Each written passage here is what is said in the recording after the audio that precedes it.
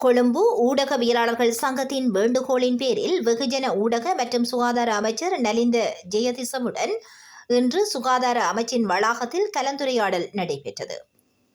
பிராந்திய ஊடகவியலாளர்களின் திறன்களை வளர்ப்பதற்காக குறுகிய கால மற்றும் நீண்டகால பயிற்சி வகுப்புகளை நிறுவுமாறு அமைச்சர் ஊடகவியலாளர்களிடம் குறிப்பிட்டார்.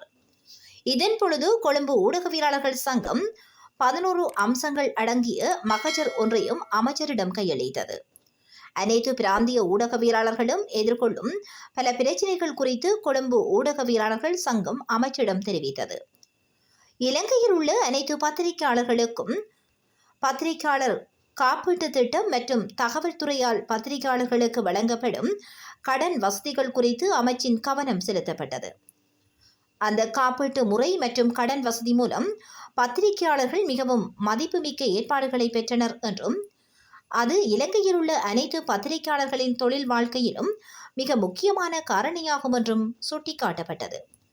இந்த விடயங்கள் அமைச்சர் நலிந்த ஜெயதிசவின் கவனத்திற்கு கொண்டுவரப்பட்டதுடன் இந்த 2 விடயங்களின் அடிப்படையில் எதிர்காலத்தில் எடுக்கப்பட வேண்டிய நடவடிக்கைகள் குறித்து ஆராயுமாறு வெகுஜன ஊடக அமைச்சின் அதிகாரிகளுக்கு அறிவுறுத்தல்கள் வழங்கப்பட்டன. ஊடக அடையாள அட்டை தொடர்பாக எதிர்காலத்தில் பல நடவடிக்கைகள் எடுக்கப்பட வேண்டும் என்றும் அமைச்சர் சுட்டிக்காட்டினார். கொழும்பு ஊடகவியலாளர்கள் சங்கத்தின் தலைவர் நிஷாந்த பிரியதர்ஷன மற்றும் நிர்வாக உறுப்பினர்கள் இந்த நிகழ்வில் கலந்து கொண்டனர்.